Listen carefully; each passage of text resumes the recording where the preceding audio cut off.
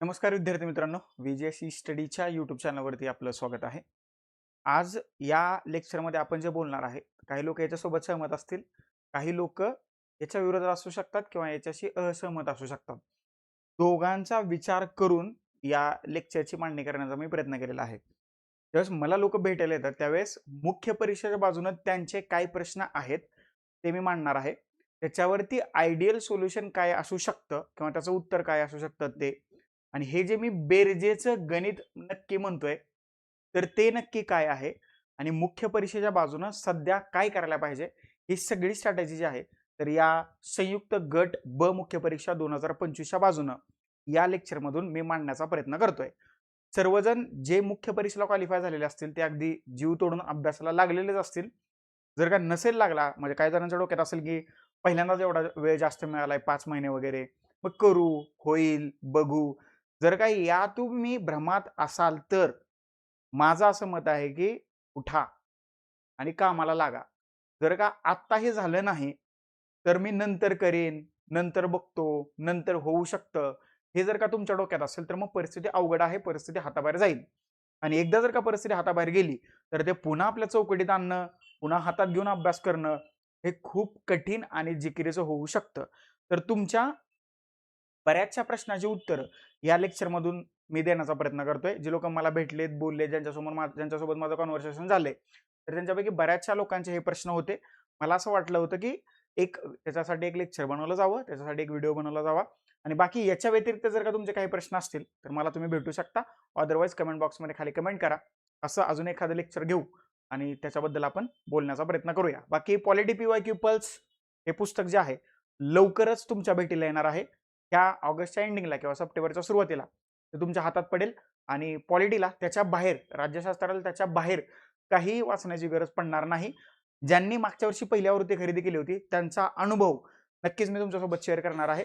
आणि ज्यांना या पुस्तकाच्या माध्यमातून फायदा झालाय तर त्यांनी त्यांचं मत कमेंट बॉक्सच्या माध्यमातून नक्की माझ्यापर्यंत पोहोचवा. त्या सगळ्या ज्या गोष्टी आहेत आजपर्यंत मी त्या पुस्तकाच्या माध्यमातून तुमच्यासोबत मांडत आलोय, भविष्यातही मांडत राहील. हार्ड कॉपी नाही आली तर त्याचं ई बुक करून तुमच्यापर्यंत पोहोचवेन, पण माझा शब्द आहे पुस्तक तुमच्यापर्यंत 101% पोहोचेलच, त्याच्याबद्दल कोणताही डाऊट नाही. चलो सुरुवात करूया. पहिला विषय आहे सध्याचे प्रश्न, अडचणी आणि समस्या काय आहेत की ज्या मला तुमच्यासोबत बोलण्यानंतर जाणवलेल्या आहेत. पहिली समस्या आहे, जी लोक पहिल्यांदा मुख्य परीक्षेला क्वालिफाय झालेले आहेत तर त्यांच्या दृष्टीनं म्हणू शकतो की हा पण टास्क आहे. कारण आयोगाचा पॅटर्न बदलला आहे आणि 2026 मध्ये ज्यांनी पहिल्यांदा पूर्व परीक्षा दिली होती आणि अनावधानानं किंवा अभ्यास करून ते आता मुख्य परीक्षेला क्वालिफाय झालेले आहेत, त्यांचे प्रश्न वेगळे आहेत. आणि ज्यांनी 4-5 वेळा मुख्य परीक्षा दिलेली आहे आणि ते आता मुख्य परीक्षेला क्वालिफाय झालेले आहेत तर त्यांचे प्रश्न वेगळे आहेत. जे पहिल्यांदा मुख्य परीक्षेला क्वालिफाय झालेले आहेत तर त्यांचं सर्वप्रथम अभिनंदन, की पहिल्याच अटेम्प्ट मध्ये जर का तुम्ही पहिल्यांदा मुख्य परीक्षेला क्वालिफाय होत असाल तर इट्स वेल अँड गुड, म्हणजे तुम्ही राईट ट्रॅकवरती आहात. ही गोष्ट पॉझिटिव्ह म्हणून पकडा, ही तुमचा स्ट्रेंथ पॉइंट म्हणून पकडा आणि त्याच्या मागे लागा.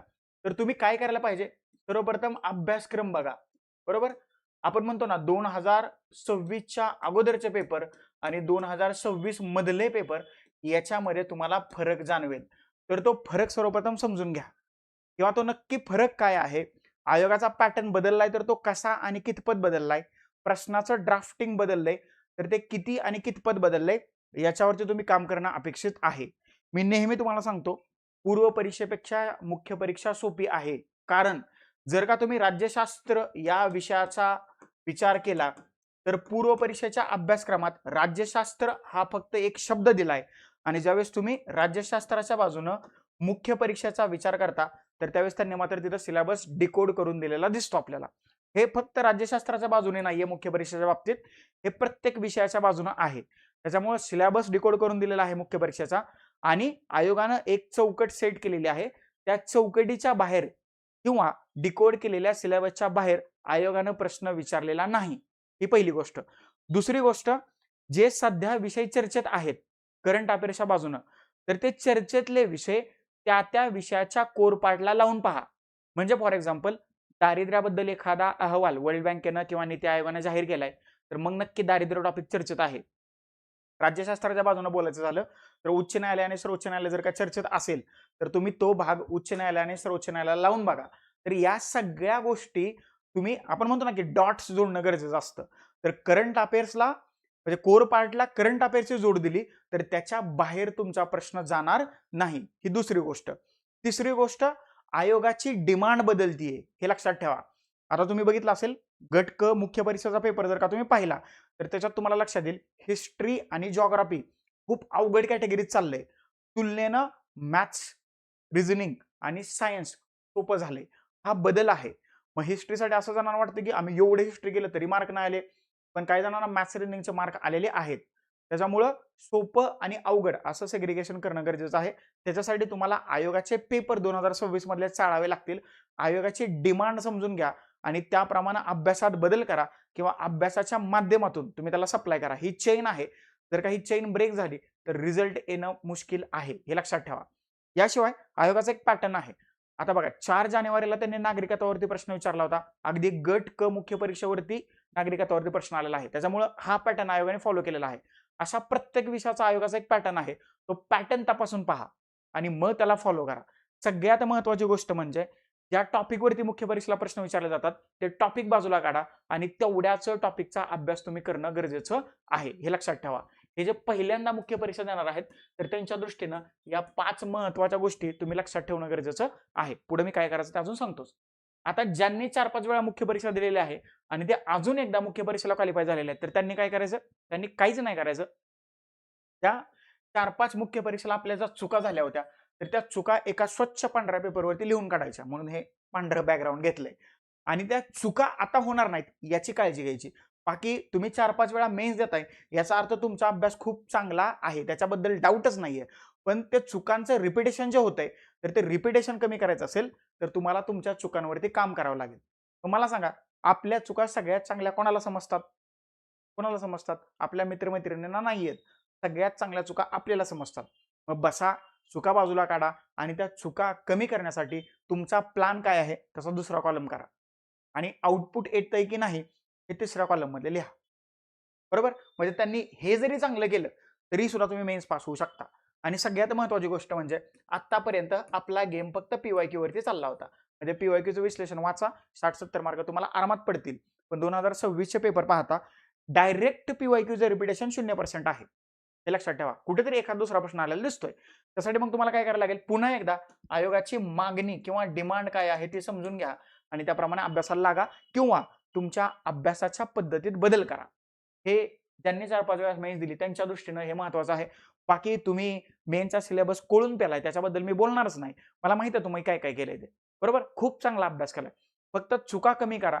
चुका कमी करण्यासाठी तुमच्या स्वतःच्या स्ट्रॅटेजी तयार करा आणि त्या स्ट्रॅटेजी अंमलबजावणी करताना नक्कीच त्याचं चांगलं इम्प्लिमेंट होतंय की नाही हे क्रॉस चेक करत राहा आणि जास्तीत जास्त पेपर सोडवा. पुढे त्याच्याबद्दल आपण बोलूयाच. ह्या दोघांनी पीवायक्यूचं अनालिसिस कसं करायचं हे पुढच्या स्लाइडमध्ये सांगतो. जास्तीत जास्त प्रश्न सोडवणं गरजेचं आहे. तिसरी सगळ्यात महत्त्वाची गोष्ट म्हणजे मी पहिल्यापासून सांगतोय आयोगाचा पॅटर्न बदललाय. आयोगाच्या प्रश्नाचं ड्राफ्टिंग बदललंय. आयोगाच्या इतिहासाची प्रश्न विचारण्याची पद्धत चेंज झाली आहे. जिओग्राफीमध्ये त्यांनी मुख्याच्या बाजूने गट केला तर तुम्ही पाहिलंय एन्व्हायरमेंटच सगळं टाकलंय. त्याच्यामुळं हा जो बदललेला पॅटर्न आहे हा जर का तुम्हाला समजून घ्यायचा असेल तर 2026 मधले पूर्व आणि मुख्यचे सगळे पेपर तुम्हाला चाळावे लागतील. इव्हन राज्यसेवा पूर्व परीक्षेचा पॅटर्न सुद्धा पेपर सुद्धा तुम्ही पाहणं अपेक्षित आहे. त्याच वेळेला तुम्हाला हा बदललेला नक्की पॅटर्न काय आहे ते तुमच्या लक्षात येईल. हे लक्षात ठेवा. म्हणजे जे मुख्य परीक्षेला 2 कायदे आहेत. एक माहितीचा अधिकार आणि दुसरा महाराष्ट्र लोकसेवा हक्क अधिनियम. आतापर्यंत या कायद्याचे जे 3 प्रश्न येतात तर ते मेन कलमांवरती होते. आता गट क च्या मुख्य परीक्षेला त्यांनी सब क्लॉज किंवा सब कलम सब आर्टिकल्स विचारलेत. म्हणजे प्रश्न थोडेसे अवघड कॅटेगरीत टाकलेले आहेत. म्हणजे चौकट आयोगाने सोडली नाही किंवा आयोगानं टॉपिक इकडच्या तिकडे केले नाहीत. टॉपिक तेच आहेत. त्या टॉपिकवरची प्रश्न विचारण्याची डेप्थ जी होती ती वाढवली आहे, काठीण्य पातळी वाढवली आहे. त्याच्यामुळे हा पॅटर्न समजून घ्या आणि बदललेल्या पॅटर्न प्रमाणे तुम्ही अभ्यासाला सुरुवात करा किंवा तसे बदल तुमच्या अभ्यास पद्धतीत करणं गरजेचं आहे. हा तिसरा मुद्दा. चौथा मुद्दा, बऱ्याच जणांचं असं झालंय की ज्यांनी 4-5 वेळा मेन्स दिल्यात त्यांचं मत असं आहे, म्हणजे हे ज्यांनी मला भेटून सांगितलं हे त्यांच्यावरनं मी 4-5 प्रश्न बाजूला काढलेत, की सातत्य राहत नाही. बरोबर? आणि सगळ्यात महत्त्वाचं ज्यावेळेस तुम्ही मेन्सला जाता, एक गोष्ट लक्षात ठेवा, तुम्ही गर्दीतनं गटात गेलेला आहात. गर्दीतून तुम्ही गटात गेलेला आहात याचा अर्थ तुमच्याकडे वेगळं काहीतरी पोटेन्शियल आहे, वेगळी काहीतरी एनर्जी आहे. हा पॉइंट आहे ना, मुख्य परीक्षा पास होण्यासाठी तुम्हाला मोटिवेट करण्यासाठी सगळ्यात महत्वाचा पॉइंट आहे. म्हणजे 3.5-4 लाख लोकांना आपण प्रीमध्ये मागे सोडले ना. अभ्यासात जर का सातत्य ठेवायचं असेल तर हे लक्षात ठेवा फक्त. आणि दुसरी महत्वाची गोष्ट म्हणजे सकाळी 7 ते 11 जोपर्यंत तुम्ही रीडिंग मध्ये आहात, घरी आहात, तर एक चांगलं शेड्यूल बनवा. म्हणजे आता मेन्सला गेला याचा अर्थ तुम्ही उद्या अधिकारी होणार आहात. तर मग नियोजन असलं पाहिजे की नसलं पाहिजे? तर चांगलं नियोजन असलं पाहिजे. अगदी मी जेवायला किती वेळ देणार, घरी असलो तरी किंवा पुण्यात असलो तरी किंवा घराच्या बाहेर असला तरी, मी चहाला किती वेळ देणार, मी गप्पा किती मारणार, माझा स्क्रीन टाइम किती असायला पाहिजे, सोशल मीडिया असतील म्हणजे नसतीलच तुमच्याकडे जे मेन्सला क्वालिफाय झालेत, असतील तर त्याच्यावर मी किती वेळ घालवणार, मोबाईल किती बघणार, 7 ते 11 या वेळेत मी लेक्चर किती बघणार, या सगळ्याचं तुमचं नियोजन असलं पाहिजे. ते वेल प्लॅन असलं पाहिजे. आणि मग तुमचं हे जे सातत्य म्हणताय ना, सातत्य ते तुमच्या मागं पळत येईल. नियोजन करा सगळ्यात महत्वाचं. प्लॅन करा, शेड्यूल करा. मी नेहमी सांगतो एमपीएससी 2 गोष्टी मागते. काहीतरी कॉम्प्रोमाइज करायला लागतं आणि दुसरं स्वतःला एका टाइम फ्रेममध्ये बसवायला लागतं. अभ्यास तर सगळेच करतायत आणि ज्यांना या 2 गोष्टी जमतात ते मुख्य परीक्षा पास होऊन अधिकारी होतात. तर ही गोष्ट लक्षात ठेवा. अभ्यासातलं सातत्य जर का वाढवायचं असेल किंवा ठेवायचं असेल तर स्वतःला एका वेळेच्या चौकटीत बसवा आणि ते फॉलो करा. नाहीतर नुसतंच बनवलंय आणि ते फॉलो होत नाही, मग याचा काही उपयोग नाही. बनवलेलं वेळापत्रक चांगल्या पद्धतीनं फॉलो करता आलं पाहिजे किंवा ते झालं पाहिजे. ओके. जर का असं तुम्हाला वाटत असेल आता पॉलिटी वाचतोय, पॉलिटी वाचता वाचता बोर झाले, पण आजचा दिवस मला पॉलिटीला द्यायचा आहे. पॉलिटीचे पीवायक्यू बघा. बरोबर. मॅथ्स, रिझनिंग, करंट अफेअर्स, जीएसचा एक सब्जेक्ट, मराठीचं कोर ग्रामर असेल तर इंग्लिशचं होकॅब, असं एक चांगलं तगडं शेड्यूल बनवा आणि ते फॉलो करा. हे गरजेचं आहे. त्यावेळेला तुम्हाला सातत्य अभ्यासातलं टिकवता येईल. जर का चांगलं शेड्यूल असेल तर तुम्ही डिस्टर्ब होणार नाही. ओके. आणि ज्यावेळेस तुम्ही डिस्टर्ब व्हाल तर आपण भेटू किंवा आई वडिलांना फोन करा, त्यांच्यासोबत बोला. हे खूपच चांगलं काय म्हणू आपण कॉन्व्हर्सेशन असू शकतं की जे तुम्हाला तुमच्या अभ्यासामध्ये बूस्ट करेल. ओके. हा एक 6वा मुद्दा आहे. मुख्य परीक्षेतले गुण वाढत नाहीयेत. आता जवळ हा मुद्दा ह्या यांच्याच बाजूने आहे बरं का. त्यांनी 4-5 वेळा मेन्स दिलेली आहे की त्यांचं असं मत आहे की आम्ही 4-5 मेन्स दिल्यात पण आमचा काय स्कोर वाढत नाही, आमचे काय मुख्य परीक्षेचे गुण वाढत नाहीत. त्याच्यासाठी काय करायला पाहिजे, तर त्याच्यासाठी सर्वप्रथम आपल्या चुका बाजूला काढून त्या चुका कमी करता आल्या पाहिजेत. तुम्हाला माहिती आहे ना, मराठी आणि इंग्लिशमध्ये म्हणजे भाषेच्या पेपरमध्ये आपला स्कोर जर का 60च्या पुढे जात नसेल तर आपण नाही क्वालिफाय होणार किंवा आपण नाही मेन्स पास होणार. कमीत कमी मला असं वाटतं तुमचा वर्स्ट स्कोर कमीत कमी 75 असायला पाहिजे. कारण जीएसला मार्क येतील याची गॅरंटी नाही. तुम्ही किती जरी अभ्यास केला तरी. जर का तुमचा कमीत कमी भाषेच्या पेपरमध्ये 75 स्कोर असेल तर आरामात तुम्ही पास होऊ शकता. म्हणजे स्कोर का वाढत नाही याची कारणं तुम्हाला माहित आहेत. पहिलं कारण असू शकतं तुम्ही पीवायक्यूचं चांगलं अनालिसिस करून त्याच्यावरती प्रेडिक्शनवरती काम केलेलं नाही. पहिली गोष्ट. दुसरी गोष्ट असू शकते तुम्ही अभ्यास केलाय पण तो अभ्यास खरंच झालाय की नाही हा तुम्ही क्रॉस चेक केलाच नाही किंवा अभ्यास किती झालाय हे चेक करण्यासाठी तुम्ही कोणता पॅरामीटर्सच वापरला नाही. ओके. तुम्ही नुसतंच वाचलंय त्याची कधी रिव्हिजन केली नाही.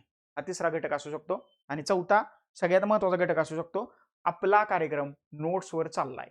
नोट्स आपण वाचतो कधी, परीक्षेला जाता जाता किंवा सर्वात शेवटी. म्हणजे आपण सुरुवातच नोट्स पासून करतोय आणि आपण शेवटच नोट्स पाशी करतो. त्याच्यामुळं मग आपले मार्क्स वाढत नाहीत. त्याच्यामुळं मला असं वाटतंय, हे माझं वैयक्तिक मत असू शकतं, याच्याबरोबर तुम्ही सहमत असाल किंवा नसाल मला सांगा.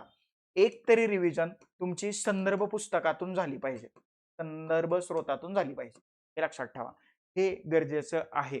आपण म्हणतो ना प्रश्न बदललेत, ड्राफ्टिंग बदलले. तर ज्यावेळेस तुम्ही एखादी रिव्हिजन एखाद्या रेफरन्स बुक मधून कराल तर तुम्हाला लक्षात येईल की प्रश्न इथून येऊ शकतात, प्रश्न इथून येत आहेत. नोट्स वाचा, कुठल्याही नोट्स वाचायला माझा विरोध नाही. म्हणजे माझंच स्वतःचं पुस्तक आहे पॉलिटी पीवायक्यू पल्स. पण त्याच्या अगोदर मी तुम्हाला सांगतो ना लक्ष्मीकांत वाचा. परीक्षेला जाता जाता तुमचं लक्ष्मीकांत वाचून होणार नाही. मग पॉलिटी पीवायक्यू पल्स बाय वैभव शिवडे या पुस्तकाला हात घाला. शेवटी वाचा ते. सगळ्या नोट्स शेवटीच वाचायला ठेवा. पण रेफरन्स बुक मधनं एखादी दुसरी रिव्हिजन करणं गरजेचं आहे. तरच तुमचे गुण वाढतील. अजून एक सांगतो, पीवायक्यूचं अनालिसिस करून थांबू नका. त्याच्या प्रेडिक्शनवरती काम करा. पुढच्या मुद्द्यात मी तुम्हाला सांगणारच आहे. ते कसं मी तुम्हाला पुढे सांगतो. अजून एक महत्वाचा पॉईंट आहे ट्रेस. बऱ्याच जणांना असं वाटतंय जाम टेन्शन येते, काय करायचं काय कळत नाही. याचं कारण काय माहित आहे का? काय आहे आपण नाही त्या गोष्टीचं जास्त टेन्शन घेतोय. म्हणजे जे मुख्य परीक्षेला क्वालिफाय झालेत त्यांना असं वाटतंय माझं होईल की नाही. मी सगळ्यांना एकच सांगतोय, असं म्हणायचं मी एवढा अभ्यास केलाय, शक्यता एकच आहे, मी राज्यात पहिला येऊ शकतो किंवा मी राज्यात पहिली येऊ शकते. पास याच्या पलीकडे विचारच नाही करायचा. तुम्हाला जागा किती पाहिजेत? तुम्हाला एकच जागा पाहिजे. संपला ना विषय. बाकी माझ्यासोबत किती लोक अभ्यास करतात डझंट मॅटर. पण मी माझे 100% देणार. आपलं कसं आहे माहिती आहे का? आपलं कॉम्पिटिशन महाराष्ट्रातल्या सगळ्या पोरांसोबत आहे. आणि शेवटी मग आपलं कॉम्पिटिशन आपल्यासोबत आहे. उलटं करा. पहिल्यांदा तुमचं कॉम्पिटिशन तुमच्या स्वतःसोबत असलं पाहिजे. आणि मग महाराष्ट्रातले जे 3-4 लोक फॉर्म भरतात त्यांच्यासोबत असलं पाहिजे. आपलं उलट आहे. मग एवढे लोक अभ्यास करतायत, एवढं 10-10, 12-12 तास अभ्यास करतायत. मी कुठं 10 तास करतोय. अरे पण तू करतोय ना. आलं का लक्षात? त्याच्यामुळे एक म्हणा, हे जर का ताणतणाव घालवायचा असेल, तर एक करू शकतो. मी एवढा अभ्यास केलाय, एवढा अभ्यास केलाय, असं वाटलं पाहिजे. शक्यता एकच आहे, की मी महाराष्ट्रात पहिला येऊच शकतो किंवा येऊच शकते. पास. एवढा स्वतःवरती कॉन्फिडन्स असला पाहिजे. स्वप्न बघायला पैसे पडत नाहीयेत. हे फक्त सांगत फिरू नका. शक्यता आहे काय मी महाराष्ट्रात पहिला येईन. शक्यता असं नका हो. त्याचं भांडवल केलं जाईल. हे डोक्यात राहू द्या. बरोबर ना? आपण म्हणतो ना, जर का मला युद्ध जिंकायचे असतील, तर काही लढाया पहिल्यांदा डोक्यात खेळल्या गेल्या पाहिजेत. ओके, म्हणजे महाभारतातला कोट आहे चांगला. आणि मग तुम्ही ते प्रत्यक्षात उतरवल्या पाहिजे. ते लक्षात ठेवा. बरोबर? आणि महिन्यातले 30 दिवस, आठवड्यातले 7 दिवस आणि दिवसातले 24 तास अभ्यास करा असं माझं कधीच मत नसतं. आणि ते करायला पण नाही पाहिजे.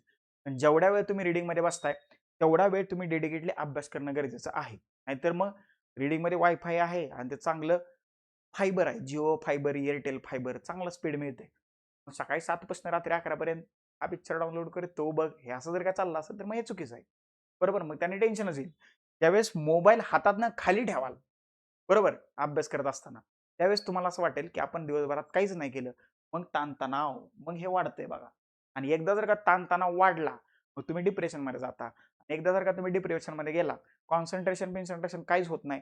मग तुम्ही बोंबलत फिरता. म्हणजे आमच्या सोलापूर भाषेत एक शब्द विसरला, बोंबलत फिरणे. मग असं होतंय. रीडिंग बदलला तरी काही नाही, मेज बदलली तरी काही नाही, क्लास बदलला तरी काही नाही, काहीच होत नाही मग. त्यासाठी जर का ताणतणाव येऊ द्यायचा नसेल, तर स्वतःला नेहमी ताजं ठेवण्याचा प्रयत्न करा. एक नियोजन बनवा आणि प्लॅन तयार करून त्याला फॉलो करण्याचा प्रयत्न करणं अपेक्षित आहे. आणि चांगला कॉन्फिडन्स राहू द्या ना. पुन्हा एकदा तेच सांगेन, गर्दीतनं गटात आलाय. चांगला कॉन्फिडन्स राहू द्या.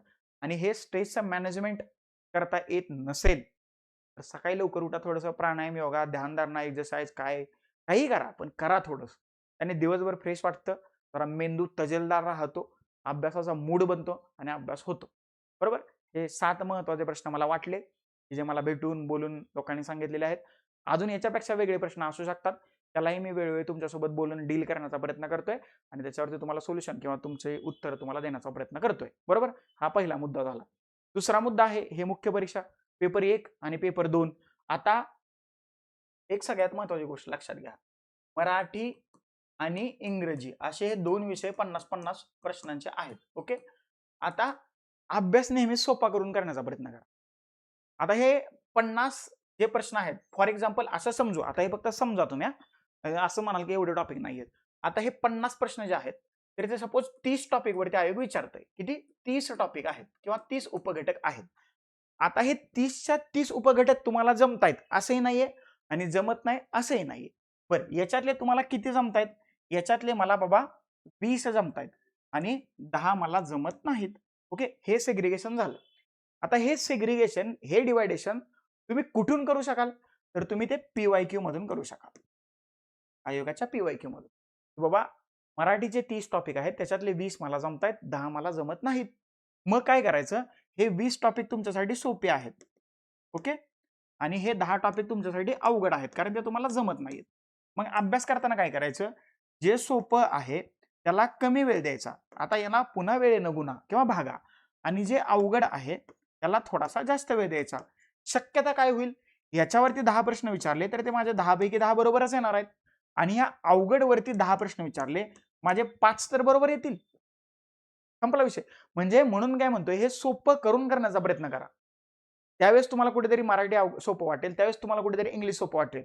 आणि ही सेम स्ट्रॅटेजी जी आहे ती इंग्लिशला सुद्धा लागू होते. बरं, असंही असू शकतं, हे जे 10 टॉपिक अवघड जात आहेत, याच्यातल्या 2 टॉपिकवरती आयोगानं आजपर्यंत प्रश्नच नाही विचारला. राहिले 8. 8 टॉपिक करणं सोपं आहे का? तर सोपं आहे. हे लक्षात ठेवा. त्यामुळं नेहमी अभ्यास करताना अभ्यास सोपा करा. सगळ्यात महत्त्वाची एक गोष्ट लक्षात ठेवा. एम-पी-एस-सीतनं अभ्यास करत असताना काय करायचं नाही हे बाजूला काढल्यानंतर काय करायचं ते एवढंच राहते, ज्या हाताच्या बोटावर मोजायला येते. ते करा तुम्ही. मी तोच मला सांगतोय, की टॉपिकचं डिव्हायडेशन करा. मला काय जमतंय आणि काय जमत नाही. बरोबर? म्हणजे सोपं आणि अवघड. जे सोपं आहे ते तुम्हाला जमणारच आहे. त्याच्यावरती काही जरी आयोगाने विचारलं तर तुम्ही करणारच आहात. ओके. आणि जे अवघड आहे त्याच्यासाठी मात्र मग तुम्हाला काय करायला लागेल? अभ्यास करायला लागेल. हे लक्षात ठेवा. ओके. अजून एक महत्त्वाची गोष्ट म्हणजे ज्यावेळेस तुम्ही यावर्षीचे मराठीचे पेपर बघाल, अगदी त्यांनी वेटेजच्या बाबतीत काय केले हे तुम्ही पाहिलंय का? म्हणजे हे जे 50 प्रश्न पडतात मराठी इंग्लिशचे, तर जवळ-जवळ कोर ग्रामर जे आहे, तर त्याच्यावरती 25 प्रश्न आहेत. जवळ-जवळ म्हणतोय, ॲज इट इज पकडू नका. आणि व्होकॅब जे आहे, तर त्या व्होकॅबवरती 25 प्रश्न आहेत. तर मग हे वेटेज वेगळं-वेगळं झालंय. इंग्लिशचं आणि मराठीचं 2024ला जेवढं पी-वाय-क्यूचं रिपिटेशन होतं, तेवढं 2026च्या कुठल्याच मुख्य परीक्षेमध्ये पाहायला मिळत नाही. म्हणजे तुम्ही जर का 1947चा पेपर काढून दाखवणार असाल, म्हणजे शब्दशः नका घेऊ आणि तिथनं म्हणत असाल पी-वाय-क्यू येतोय, मग पोरांनी काय क्वेश्चन पेपरच बघत बसायचा का? मग तिथला क्वेश्चन पेपर काढायचा का? नाही. मग आयोगाचा पेपर बदलतोय, पॅटर्न बदलतोय, प्रश्नाची रचना बदलतीये, तर थोडंसं आपण सुद्धा अभ्यासात बदल करायला पाहिजेत. आयोगाला समजून घ्या आणि मग तसे बदल करा. हे लक्षात ठेवा. पॅसेज थोडेसे अवघड कॅटेगरीत चाललेत. म्हणजे 5 प्रश्नांचा पॅसेज जो आहे, तर तो थोडासा अवघड कॅटेगरीत चाललाय. मग काय करायला पाहिजे? ज्यावेळेस आपण पेपर देऊ, तर मग पॅसेजची प्रॅक्टिस करायला पाहिजे. हे लक्षात ठेवा. आणि पुन्हा एकदा सांगतो, ह्या मराठी इंग्लिशमध्ये म्हणजे ह्या पहिल्या पेपरमध्ये जोपर्यंत तुमचे 75 प्रश्न बरोबर येणार नाहीत, तोपर्यंत काहीच खरं नाही.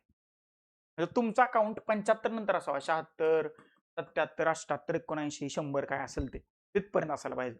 75च्या अलीकडे आला, तर तुम्हाला या पेपरवरती काम करायला लागेल. आणि ह्या पेपरमध्ये स्कोर येईल किंवा मार्क येतील याची गॅरंटी नाही. नाही. कारण हिस्ट्री, जिओग्राफी त्यांनी कुठले विचारले त्यांनाच माहीत. म्हणजे कुठले विचारले इन द सेन्स म्हणजे शब्दशः नका घेऊ. पण थोडंसं अवघड कॅटेगरीतलं विचारलेलं आपल्याला ते पाहायला मिळते किंवा दिसतंय हे लक्षात ठेवा.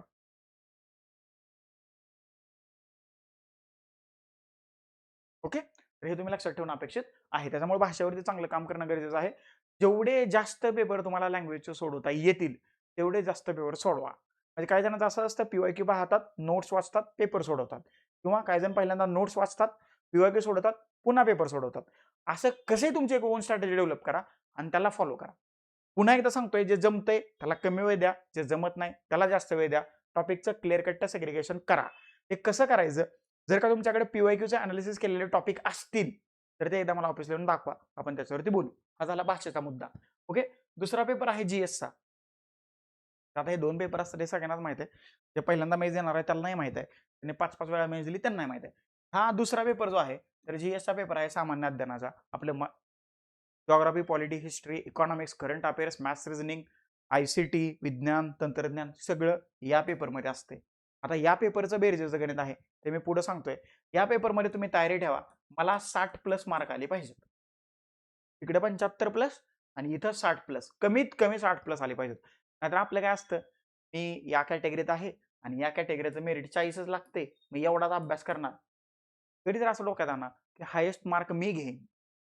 हे लक्षात ठेवा. तुम्ही तुमच्या कॅटेगरीच्या कट ऑफवरून अभ्यास करण्याचा प्रयत्न करू नका. ऐनवेळी कार्यक्रम फसवू शकतो. पेपर सोपा निघाला आणि तुम्ही अटेम्प्ट केलाय 70 आणि कट ऑफ किंवा पोरांना मार्क पडतायत 75, बोंबललं बाहेर बसायला लागेल. असा विषय आहे. त्यामुळं या पेपरमध्ये कमीत कमी तुम्हाला 60 मार्क आले पाहिजे. कमीत कमी सांगतोय. आणि मग तुमचा काउंट 61, 62, 63, 64, 100 इथपर्यंत गेला पाहिजे. हे लक्षात ठेवा. कमीत कमी 60 मार्कांचं डील करा पेपर सोबत. मग चांगला आहे.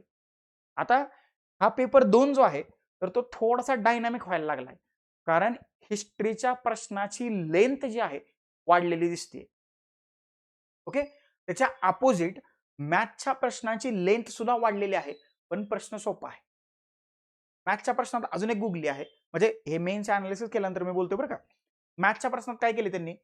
तुम्ही कॅल्क्युलेशन करून उत्तर जे येतंय ते उत्तर पण पर्यायात आहे. आणि आयोगाचं योग्य उत्तर पण पर्यायात आहे. मग मला मॅथ्स येते, मी काय प्रॅक्टिस नाही करणार, मी डायरेक्ट पेपरमध्ये जाऊन सोडवणार, कार्यक्रम फसवू शकतो. त्यासाठी मॅथ्सची प्रॉपर प्रॅक्टिस करा. म्हणजे जमतंय तरी करा, पण मॅथ्स दररोज करा. म्हणजे मॅथ्स, रिजनिंग, करंट अफेअर्स जर का डेली केलं, म्हणजे 22 प्रश्न मॅथ्सचे आणि 10 प्रश्न करंट अफेअर्सचे, 32 प्रश्न इथंच झाले, ते तुम्हाला पास व्हायचं की नाही हे 2 विषय सांगते. हे लक्षात ठेवा. त्याच्यामुळं इथला मॅथ्स, रिजनिंग, इथला करंट अफेअर्स महत्वाचा आहे. ज्यांना मॅथ्स जमतंय त्यांनी थोडा जास्त अभ्यास करा आणि ज्यांना जमत नाही त्यांनी तर जास्तीत जास्त अभ्यास करणं गरजेचं आहे. आता ह्या पेपर 2चं नक्की बेरजेचं गणित मी जे काय म्हणतोय ते पुढच्या स्लाइडवरती मी दाखवतो. हे 2 पेपर आहेत, 100-100 प्रश्न आहेत, 200-200 मार्क आहेत. कट ऑफ तुमचा 400 पैकी लागेल आणि 400 पैकी तुम्हाला जर का 300 प्लस पडले, समजायचं आपण राज्यात पहिला, म्हणजे सिंगल डिजिट मध्ये रँक आपली येऊ शकते. फक्त मार्क तुम्हाला 300 प्लस असायला पाहिजेत. 400 पैकी 400 पडले तर काहीच अडचण नाही. म्हणजे तुम्हाला शुभेच्छा त्यासाठी, एवढं लक्षात ठेवा, हे करायला पाहिजे. दुसरी महत्वाची गोष्ट, आता बघा हे सगळं बेरजेचं गणित आहे. मी जे म्हणत होतो ना काय करायला पाहिजे, तर ते इथं आहे. अंकगणित आणि बुद्धिमत्ता, मॅथ्स, रिझनिंग 22 प्रश्न आहेत का? विज्ञानाचे किती प्रश्न आहेत? 12. हे तुमचं टेक, याला आपण ICT, GI, GPS, remote sensing याचे 8 प्रश्न आणि राज्यशास्त्र, पॉलिटिक्सचे 15 प्रश्न. हे टोटल किती होतात माहिती का? 22 आणि हे 20, 42 आणि 15, हे झाले 57 प्रश्न. आणि या वर्षीच्या टॉपरला मार्क पडले 53. आपण असं म्हणू शकतो. हे लक्षात ठेवा. ओके. त्याच्यामुळं हे जर का तुम्ही 3 विषय व्यवस्थितपणे केले, समजायचं आपण अधिकारी झालो, पण मग जमायला पाहिजे. हे जर का जमलं नाही, परिस्थिती अवघड आहे. बर, राज्यशास्त्र कसं आहे? सोपं आहे. जगात सगळ्यांनाच पॉलिटीला मार्क पडतात, मग तुमचे मार्क नाही गेले पाहिजे. म्हणजे कमीत कमी तुमचा स्कोर 14-15 असला पाहिजे. म्हणजे 15 पैकी 15 असला पाहिजे, नाहीतर मग 14 असला पाहिजे. याच्या खाली जायला नको, पहिली गोष्ट. बर, राज्यशास्त्राच्या प्रश्नांचा पॅटर्न बदलतोय, म्हणजे त्यांनी त्या विषयाची परिभाषा प्रश्नात आणण्याचा प्रयत्न केलाय. मग थोडंसं उगाच कोणाच्या तरी नोट्स वाचत बसण्यापेक्षा त्या विषयाच्या परिभाषेतलं वाचायला काय मिळतंय का, आणि हीच परिभाषा मी माझ्या पुस्तकात जपण्याचा प्रयत्न केलाय. आयोगाचा प्रश्न बघा, म्हणजे त्यांनी आता एक ग्रुप ह्याला पूर्व परीक्षेला प्रश्न विचारला होता की महाधिवक्त्याचं परिश्रमिक कोण देतं? परिश्रमिक आपण कधी शब्दच नाही वाचला. तिथं जर का वेतन आणि भत्ते म्हटलं असतं तर लगेच आपल्याला कळलं असतं. तर अशी त्या विषयाची परिभाषा आहे. गट क चा मुख्य परीक्षेचा पेपर तुम्ही पाहिला तर तिथं जो राष्ट्रपतीचा प्रश्न आला होता आणि नागरिकत्वाचा प्रश्न आला होता, तर हे प्रश्न बघितल्यावर बऱ्याच जणांना असं वाटलं की चुकून आयोगानं कायद्याचे प्रश्न वाढवलेत. हे एवढं त्या प्रश्नाची लँग्वेज अवघड होती. आणि हे जर का त्याने 2 प्रश्न साध्या सोप्या भाषेत विचारले असते, झोपेतनं उठून सुद्धा आपल्याला उत्तर आलं असतं. त्याच्यामुळे त्या विषयाची परिभाषा थोडीशी जाणून घेण्याचा प्रयत्न करा. आता मी सांगितले म्हणून उगाच मोठी मोठी पुस्तकं घेऊन वाचत बसू नका. तेवढ्यातल्या तेवढ्यात तुम्ही प्रयत्न करणं अपेक्षित आहे. आणि ज्या प्रश्नाच्या ड्राफ्टिंग मध्ये कन्फ्युजन आहे, तो प्रश्न शक्यतो इंग्लिश मधून वाचण्याचा प्रयत्न करा किंवा करायला पाहिजे असं मला वाटतंय. ओके. त्याच्यामुळे राज्यशास्त्रात तुमचे मार्क जाता कामा नये. हा जो टेकचा भाग आहे, GIS, GPS, remote sensing, ICT वगैरे, तर याच्यासाठी तुम्ही काय करायला पाहिजे? सगळ्यात महत्वाचं, या टॉपिकसाठी तुम्ही पहिल्यांदा पीवायक्यू बघायला पाहिजेत. म्हणजे गट ब, गट क मुख्य परीक्षा आणि राज्यसेवेचे पीवायक्यू बघायला पाहिजेत. दुसरं, स्टेट बोर्डचं आयसीटी साठी एक डेडिकेटेड पुस्तक आहे मार्केटमध्ये, ते घेऊन वाचा. अजून एक सांगतो, MSc-IT त्याचं एक पुस्तक आहे. अपडेटेड असेल तर टेकच्या बाजूने तुमच्या बऱ्याचशा गोष्टी याच्यातनं कव्हर होतील. आणि अजून एक सोर्स आहे 11 आणि 12वीच्या NCERT मधील शेवटची 40 पानं आहेत इंग्लिशमध्ये, तुम्ही तीही वाचू शकता. याच्या बाहेर याचा प्रश्न जाणार नाही. आणि याला शेवटी जाता जाता जोड द्या करंट अफेअरची 5. 8च्या 8 तुमचे प्रश्न बरोबर येऊ शकतात. पण आपण एवढं करत नाही. आपण उगाच बॅचेस करत बघतो, आपण बहाराभर पुस्तक वाचत बसतो, तर त्याचा काही परिणाम होत नाही. हे 2-3 सोर्स जे मी तुम्हाला सांगितलेले आहेत, हे खचून जर का केलं ना, 100 पानाच्या पुढे जाणार नाही. हे सगळं मी सांगितलेलं पीवायक्यू सोडून 100 पाना पुढे जाऊच शकत नाही. विज्ञान आणि तंत्रज्ञानाचं ज्यावेळेस करंट अफेअर्स वाचता, तर ते कुठं आयसीटीला लागतंय, जीआयएसला लागतंय, जीपीएसला लागतंय किंवा रिमोट सेन्सिंगला लागतंय. एकदा बघा, संपला विषय. इथं तुम्हाला 8 पैकी 8 मार्क येऊ शकतात. ते तुम्हाला एवढं सगळं करता आलं पाहिजे. हे लक्षात ठेवा. बाकी याच्या पलीकडे काय करण्याची गरज नाही. हे 8 मार्क तुमच्या हातचे झाले. विज्ञान, सामान्य विज्ञान याच्यासाठी तुम्ही काय करताय? आता बऱ्याच जणांना हे अवघड वाटत होतं. हे सोपं कसं करायचं? कसं करायचं सोपं? हाताने करायचं का? हो, होऊ शकतं हाताने. पहिल्यांदा PYQ बघा. सगळ्यात पहिल्यात महत्वाचा सेगमेंट आहे PYQ पाहणे. हे गरजेचं आहे. 2026 मध्ये सायन्सचे प्रश्न सोपे वाटतायत मेनच्या बाजूनं. बघा नक्की PYQ कुठपर्यंत चाललेत. पहिली. दुसरी गोष्ट, स्टेट बोर्डची पुस्तकं हे पाहायला पाहिजे आणि मग एखादं रेफरन्स बुक. कारण बराचसा तुमचा पोर्शन या स्टेट बोर्ड मधनं कव्हर होतोय. अगदी 5वी ते 12वी स्टेट बोर्ड एकदा वाचून टाका, म्हणजे टाकलीच असतील, फक्त आता ते टाकलेली खरंच टाकून देऊ नका पुस्तकं, माघारी घ्या आणि त्याच्यातनं सिलेक्टेड टॉपिक वाचून घ्या. ते 12च्या 12 प्रश्न बरोबर येऊ शकतात. म्हणजे गट क चा पेपर 1 लाईनर आहे. गट ब ला सुद्धा बऱ्याच जणांना तो पेपर सोपा गेला होता, त्याच्यामुळे त्यांचा रिझल्ट आला असेल. त्यामुळे विज्ञानाला PYQ, स्टेट बोर्ड आणि एक मग दर्जेदार रेफरन्स बुक्स ठेवा की त्याच्यातून तुम्ही वाचू शकाल. मग तुमचं आपण काय म्हणू, हे विज्ञानाचं जे आहे तर ते चुकवू शकणार नाही. PYQचं काय करायचं हे पुढे मी तुम्हाला सांगणारच आहे. हे झाले विज्ञानाचे प्रश्न, बरोबर. दुसरा आहे अंकगणित आणि बुद्धिमत्ता. याचे 22 प्रश्न आहेत. आता याच्यासाठी काय केलं असेल, बऱ्याच जणांनी क्लास वगैरे लावले असतील. ओके, कुठेतरी कोणीतरी टेस्ट सिरीज लावली असेल, हे सगळं केलंच असेल. हे सगळं करायला पाहिजे का? बिंदास, हमका 100% करायला पाहिजे. जर काही मॅथ्स रिजनिंग जमतच नसेल तर त्याच्या पाठीमागे लागलं पाहिजे. ते मला का आणि कशासाठी जमत नाही याची उत्तर शोधली पाहिजे. मग याच्यापेक्षा एक वेगळी प्रॅक्टिस आहे. काय आहे? आयोगाचे पेपर डाउनलोड करायचे. कधीपासून? 2021 पासून 2026 पर्यंतचे पेपर डाउनलोड करायचे, प्री आणि मेन्स.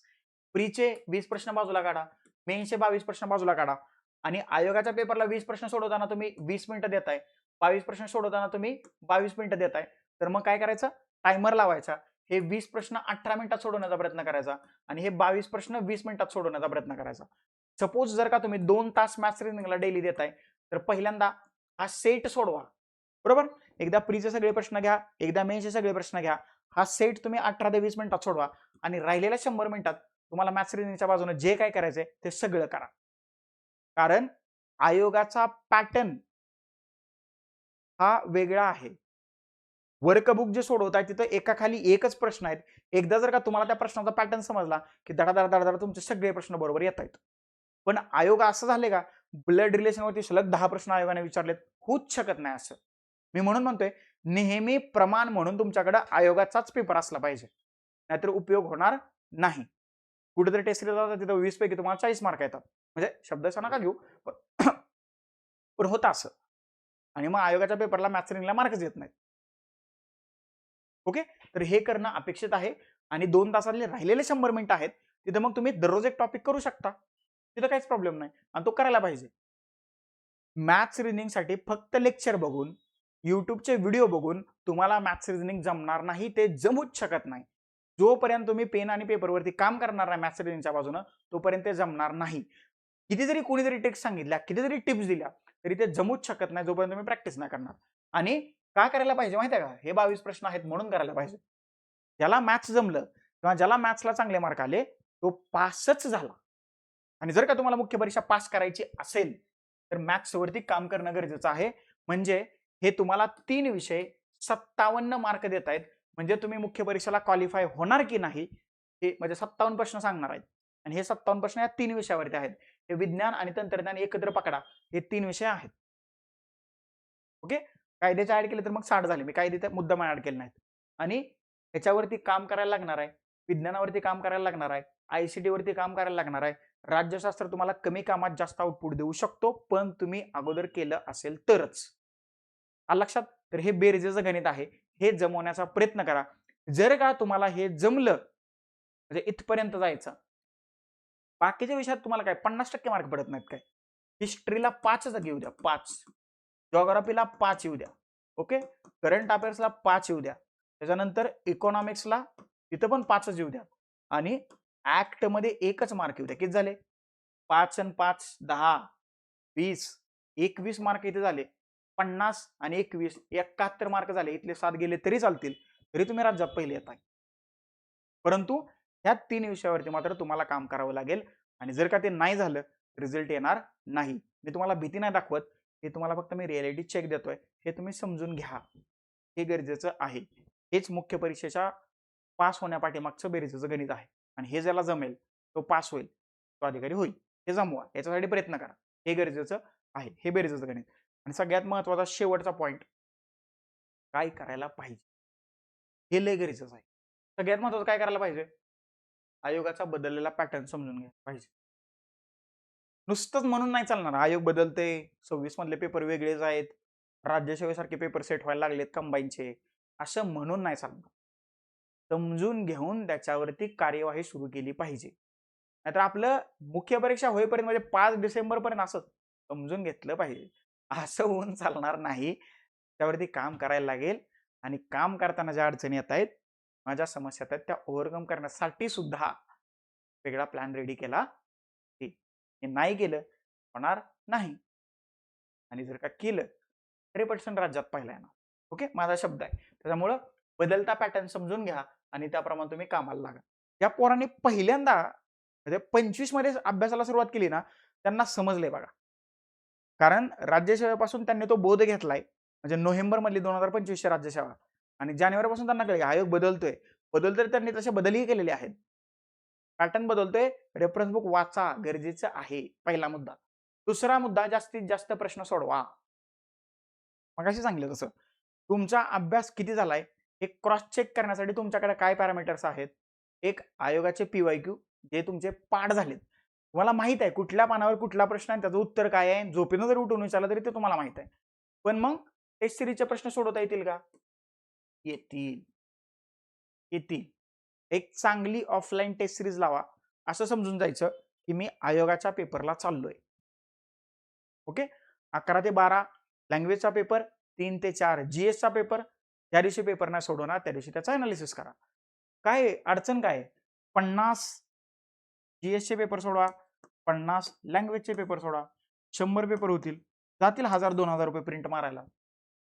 हा, पास झाल्यावर परत अधिकारी झाल्यावर पैसेच कमवायचे, म्हणजे पगार मिळेलच ना. त्यामुळे हे जास्तीत जास्त पेपर सोडवण्याचा प्रयत्न करणं गरजेचं आहे. जेवढे जास्त पेपर, मला सांगा 10-15 हजार क्वेश्चन पेपरच्या अगोदर जर का तुमच्या हाताखालनं गेले, 10-15 हजार क्वेश्चन म्हणतो, नॉट क्वेश्चन पेपर, तर त्याच्या बाहेर आयोगाचा पेपर सेट होऊ शकतो का? शक्यच नाही. मॅथ्स, रिझनिंग, करंट अफेअर्स सहित म्हणतोय मी. त्यामुळं जेवढे जास्त प्रश्न सोडवणार तेवढं तुमच्या फायद्याचं आहे, तेव्हा तेवढं तुम्ही फायद्यात राहू शकता. त्याच्यामुळे जास्तीत जास्त प्रश्न सोडवा, हे गरजेचं आहे. तिसरा महत्वाचा मुद्दा आहे PYQ प्रेडिक्शन वरती काम करा. कसं करायचं PYQ प्रेडिक्शन हे सगळ्यांना सांगितले, म्हणजे जे ऑफिसला येऊन मला भेटलेले आहेत त्यांना सगळ्यांना माहित आहे की PYQचं प्रेडिक्शन कसं काय करायचं. आपण काय करतो, प्रश्न घेतला, प्रश्न पाहतो, त्याचं उत्तर पाहतो. बरोबर, चला मी लिहितो जरा इथं. काय पाहतो आपण? पहिल्यांदा आपण प्रश्न पाहतो, मग आपण त्याचं उत्तर पाहतो. ओके, त्याच्यानंतर आपण त्याचं विश्लेषण पाहतो आणि त्याच्यानंतर आपण काय करतो, वेळ मिळाला जे 3 ऑप्शन चुकले आहेत, ओके, पर्यायावरती काम करतो. ओके, आता हे सगळ्यांना माहित आहे, हे नॉर्मल आहे. ह्या 4 स्टेप तर ज्यांना MPC माहित नाही त्यांनी पण केल्यात.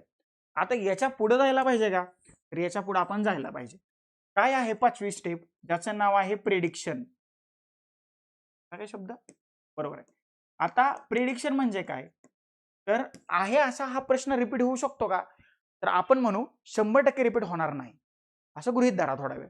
पण रिपीट नाही होला तर कसा होऊ शकतो, तर त्याच्या चौकटीत जे काय आहे तर त्याच्यावरनं प्रश्न बनू शकतो. फॉर एक्झाम्पल आर्टिकल 154 घ्या. किती वेळा प्रश्न विचारला आयोगानं? 7-8 वेळा विचारलाय का? विचारलाय. मग ह्याच्यात काय आहेत? ह्याच्यात कार्यकारी अधिकार आहेत राज्यपालाचे. मग ते आपण कधी पाहिलेत का? नाही पाहिले. प्रश्न इथून येऊ शकतो का? येऊ शकतो. पण मग फक्त कार्यकारी अधिकार पाहून थांबायचं का? नाही. मग कायदेविषयक अधिकार पाहायचं, मग न्यायविषयक अधिकार पाहायचं आणि मग विवेकाधीन अधिकार पाहायचं. संपला राज्यपाल, एवढाच आहे. बाकी पात्रता पित्रता सगळं तुम्हाला माहिती आहे, कलम बिलम तुम्ही केलीच. संपला ना. मग आर्टिकल 154 करून थांबण्यापेक्षा या बाकीच्या सगळ्या गोष्टी केल्या, झालं. यालाच म्हणायचं प्रेडिक्शन. ओके, त्या प्रश्नाच्या चौकटीत जे काय काम करता येईल ते काम करा. कारण हे सगळं तुम्हाला एका ठिकाणी दिलंय, कुठल्या तरी एखाद्या विश्लेषणाच्या पुस्तकात दिलंय, ऑलरेडी PYQ पल्सच्या माध्यमातून मी दिलंय आणि शेवटी मी तुम्हाला प्रेडिक्शन देण्याचा प्रयत्न केलाय. हे तुम्ही करताय, प्रश्न उत्तर विश्लेषण आणि पर्यायावरती हे सगळं तुम्ही करताय. पण याच्या पुढे जो 5वा घटक आहे प्रेडिक्शन, आता त्याच्यावरती काम करणं गरजेचं आहे. आयोग इथून प्रश्न विचारतोय आणि ते कसं करायचं, तर ते असं करायचं तुम्हाला मी सांगितलं. याच्यावरती काम करा. तर 100% तुम्हाला मार्क येतील. अजून एक महत्त्वाची गोष्ट म्हणजे मी सुरुवातीला सांगितलं त्याप्रमाणे मराठी इंग्लिशचं विश्लेषण कसं करायचं किंवा जीएसचं विश्लेषण कसं करायचं, तर ते सोपं आणि अवघड या कॅटेगरीत टाका. पुन्हा मला काय जमतंय आणि काय जमत नाही हे डिवायडेशन करा. जे जमतंय पुन्हा त्याला कमी वेळ द्या, जे जमत नाही त्याला जास्त वेळ द्या. सगळा कार्यक्रम टप्प्यात येतोय आणि एकदा टप्प्यात आला की तुम्ही कार्यक्रम करून सोडता, मला माहित आहे. त्यामुळं हे करा आणि आत्मविश्वास, कॉन्फिडन्स खूप गरजेचा आहे. नसेल, लय अवघड परिस्थिती आहे. पुन्हा एकदा सांगतो, शक्यता एकच आहे म्हणायचं, एवढा मी अभ्यास केलाय, राज्यात पहिला येऊ शकतो आरामात.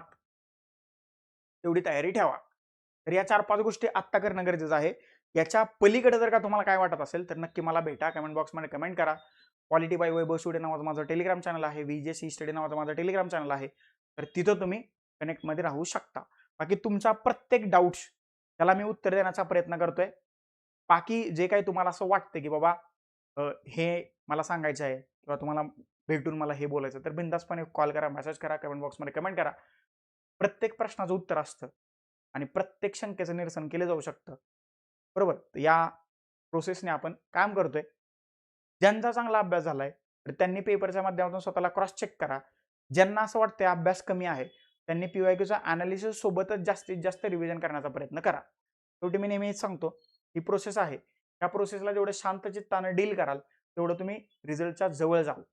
आता मी मेन्सला क्वालिफाय झालोय, पहिल्यांदाच झालोय, मी 5व्यांदा मेन्स देतोय, तर तुम्ही घाई-गडबड करून काहीतरी चुकीचं करू शकता अभ्यासाच्या बाबतीत. ते जर का टाळायचं असेल, तर नेहमी अभ्यास टप्प्यात घेऊन करा. अभ्यास सोपा करून करण्याचा प्रयत्न करा. सगळं व्यवस्थित होईल. नेहमी मी सांगतो त्याप्रमाणे टिकून राहा, जिंकून जाचाल. हे खूप गरजेचं आहे. खूप गरजेचं आहे. ओके? त्याच्या पलीकडे जर का तुमचे काही डाऊट, क्वेरीज, क्वेश्चन, सजेशन असतील, तर तेही नक्की माझ्यापर्यंत पोहोचवा. तुर्तास आता आपण इथे थांबूया. Thank so much. धन्यवाद मित्रांनो. नेक्स्ट लेक्चरमध्ये आपण भेटूयाच. अजून एक, चॅनलवरती नवीन असाल, बीजेसी स्टडीच्या YouTube चॅनलवरती नवीन असाल, चॅनल सबस्क्राईब करा. शेजारी जी बेल आयकॉन दिली ती प्रेस करा, जेणेकरून नवीन लेक्चरचे नोटिफिकेशन सर्वात पहिल्यांदा तुम्हाला येतील.